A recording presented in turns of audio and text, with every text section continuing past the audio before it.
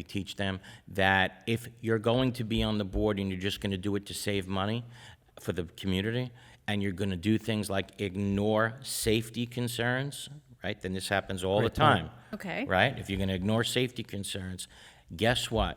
If someone slips and falls on the community, on the community floor, let's say, or common element floor, right? And you've ignored that time and time again. Well, you learn in this course that if the association gets sued, you're going to get sued in your individual capacity, and the money that you have in your personal bank account, that's going to potentially be taken from you. I think that's pretty important to learn, right? Yeah. No, definitely. Yeah. Yeah. But what other things are there in those classes? Like, I'm assuming there's like a syllabus or something. Yep. What can people expect when they take these courses? Yes, I'll let Eric touch up on that because Eric has a full program. Sure. So why don't you touch a little bit There's on all that? kinds of things that they're required to do by law. They learn about how to do the year-end financial reports, and if they don't do year-end so that everybody knows in the community that money isn't getting stolen, for example. An accountant has to do these year-end reports.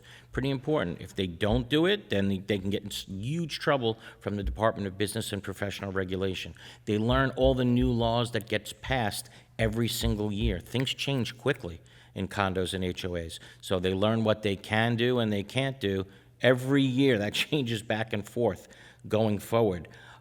They learn about the foreclosure process, right, and how that's done. And they learn about how the foreclosure process is probably going to get a lot worse, at least in condominiums. Why? Because we have new safety regulations as a result of the terrible incident that happened at the Champlain Towers. Tremendous amount of new laws, and they better learn that, right? Safety inspections, mandatory reserve, mandatory repairs, and the trouble they can get into if they don't do that. If there ever was a year for condominium board members to go to school, this is the year. Correct. And even to add to that, there's things, for instance, of learning of the importance of insurance. You know, many times it happens, this will happen more in condos, but, you know, residents don't know any better where, oh, I'm covered with, I have insurance because the association pays the insurance. But they don't realize that they need a separate policy for their individual unit. Why is that important? Because if there's a flood in between units, yes, the condo, depending on what the documents read, will cover the unfinished surface of the wall. But residents then believe that the baseboards, the flooring, the painting on the wall, the kitchen, oh, the association's going to fix it. But in reality, they're not. So in these courses, they're taught on the importance of not just insurance, all the insurance requirements they should have, like D&O, directors and officers, having a fidelity bond insurance and so forth. But it also gives a glimpse into, don't stop there. You should be communicating to your residents, especially in the condos, that they should have these additional insurance. So it's kind of, think of it as peeling back a little bit of what happens behind the curtain of managing a community association and its importance. And then also through those courses, we're able to talk of some of the challenges of dealing with residents and how you need to deal with it. I think the safety is what's most important for at least for us, because as Eric mentioned, if you have someone that has mentioned twice at a board meeting the sidewalk's broken, and that's on the minutes, and all of a sudden a person trips and falls, you're finding yourself in a very difficult situation. And now you have a prolonged lawsuit that's taking you away because you're having to provide records, provide information from the vision that you and your board originally had for getting on the board. So it can seem like daunting, why would I have to do this? But once they're in there and they're getting a glimpse of what it's all about, I think that's where they really gain the value and how to become, at the end of the day, a better leader for their community. Sure. And this year, both of us are dealing with a very important, very new topic that a lot of members are not too happy with, and it's mandatory reserves now for buildings, condominium buildings that are 3 stories or more. Trying to explain that to the residents is painful. Right. And, you know, I say this all the time, that we're always going to get back to the Champlain Towers and what happened, that terrible incident where 98 unfortunate victims died. We can always debate all day long about why that building fell. Was it because the pool deck failed? Was it because the building next door was built too close? We can debate that all day long.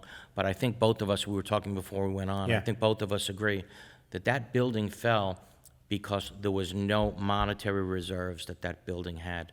In 2018, it was $5 million to fix the building. If they would have had that money in the bank, the building would have been fixed. 98 people would be alive today. So as a result of that, we now have new laws that require buildings to have mandatory reserves in effect for items that affect the structure of the building. And that is the most important thing, I think, that they could learn, how important reserve accounts are. And I think we learned that it could keep people alive. Correct, and I do want to add to that, because Eric's right, and if you look at the facts of that particular case, it was $5 million then in 18. I don't recall the exact date, but I think about 3 years later, right before it occurred, it ballooned up to somewhere north of $20 million. What? So again, it's that realization of the role that they have within the association. And as much as some of the listeners may say, well, that's the management company's responsibility. Yes, we have a responsibility in getting proposals, ensuring that we're supporting the board of directors. But ultimately, we don't have the decision to say, we must do this now, let's do it.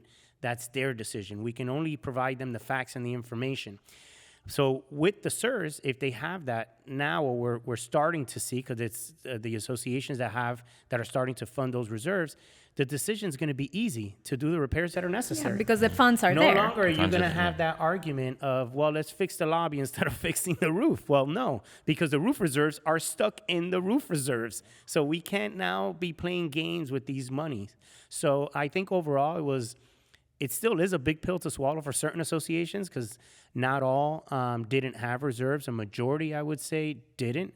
But now as they're starting to fund them, which most of them hopefully passed it last year, if not, they took whatever the necessary vote was required, it's going to make it much easier to do the repairs that are necessary. And if you fall short on the reserves, because it could happen, like inflation, tariffs, everything that's going on, then it's a small special assessment compared to, I need to pass a special assessment for $30 million to do this restoration. So in that note, one of our homeowners associations was asking, well, the law provides immunity unless the board acts in bad faith. What do you guys have to say about that? Because it's such a gray space, in my opinion. So the law basically encourages people to serve on the board of directors, right? We want people to serve on the board of directors. Don't worry about getting sued. To relax. As long as you act in good faith, meaning you don't intend to cause harm to somebody, then don't worry about getting sued, because you can't get sued. You're immune from any judgment against you, right? As long as you act in good faith. What's bad faith? Bad faith, an example would be if you steal money from the association. Obviously, you're going to get sued. You're going to have to give that money back from your personal funds. Insurance is not going to cover you. If you get a kickback for awarding a contract to a vendor, right? Or if you act, the scary one is if you act with disregards to safety of the unit owners. And that's the one that board members really got to be careful about. Like we were saying, if they see a broken tile on the floor and they see somebody slip at tonight's meeting, and they, oh, don't worry, we'll fix it, and they don't fix it at tonight's meeting, they don't fix it at next month's meeting, they don't fix it at the meeting after that, and then 4 months from now they see somebody slip and fall, and that person breaks a hip. Well, guess what, board members? You can get sued in your individual capacity because you didn't care about the health, welfare, or safety about that person because you didn't fix that broken tile. So you got to be really careful when it comes to safety. You stop and you fix everything, period. Yeah, and to add to that, this is where we always get pushback, right, from a management perspective. You know, if we're having a simple example, kind of using the construction, there's a construction company coming in, and they provide a contract. You know, hopefully you're having a discussion with the attorney prior to that, but they provide a contract. Oh, well, let's just go ahead and move forward. No way, Jose. Let's speak to the attorney. Let's have them review the agreement. Let's put in certain terms, because it's always going to benefit the other party, and it's not knocking on the vendor. That's how business is. It's always going to lean on your side first. But we need to make sure we're putting certain conditions in there. Are they providing reports? Are they providing whatever's necessary? What's the vote that's maybe needed to make changes within the HOA or within the documents if they're going to make a change, an alteration, to the association? So, you know, many times they fall short of, well, I don't want to contact them. There's going to be a cost to it. That's a very fractional cost in comparison to not making the right decision and finding yourself, well, now I want to get out of this contract. How do I get out of it? And I know, Eric, you get those calls all the time. Exactly. So you make a great point. oftentimes I'll get a call in the office, hey, Eric, we signed this construction contract. Can I get out of it? No.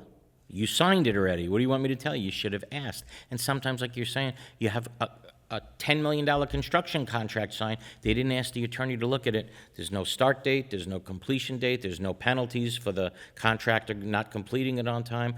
There's nothing in there about what they're actually going to do. What's the scope of work? And on and on and on. Yeah. There are a million things that the contract leaves out. But Raphael's right. Sometimes it's penny wise and pound foolish. Yeah, that's sad.